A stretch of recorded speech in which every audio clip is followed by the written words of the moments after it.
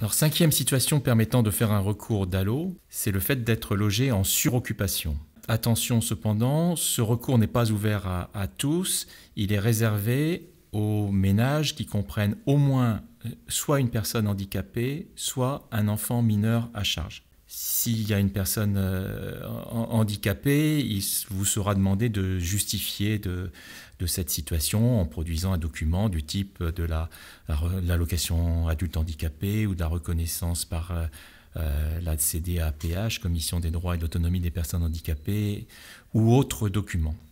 La suroccupation est appréciée par la commission de médiation en fonction de normes de surface qui sont les suivantes. Pour une personne seule, il y a suroccupation si le logement est inférieur à 9 mètres carrés. Pour 2 personnes, la suroccupation suppose un logement inférieur à 16 mètres carrés.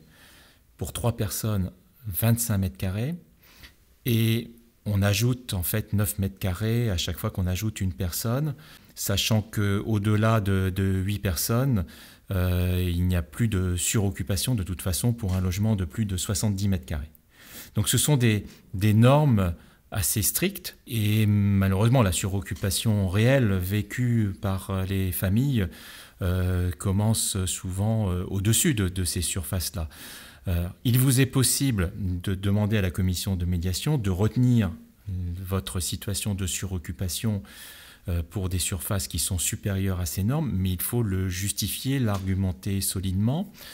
La commission de médiation a cette possibilité de tenir compte notamment du nombre de pièces et de l'âge et du sexe des enfants, parce qu'on sait que ce n'est pas la même chose d'avoir des enfants en bas âge ou d'avoir des adolescents, d'avoir garçons et filles ou d'avoir uniquement des filles.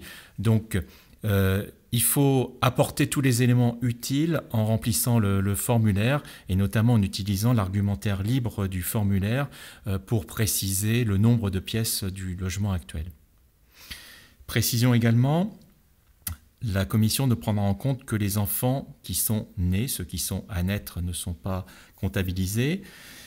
Ceux qui sont en garde alternée seront pris en compte, mais ceux pour lesquels il y a simplement un droit de visite ne le sont pas.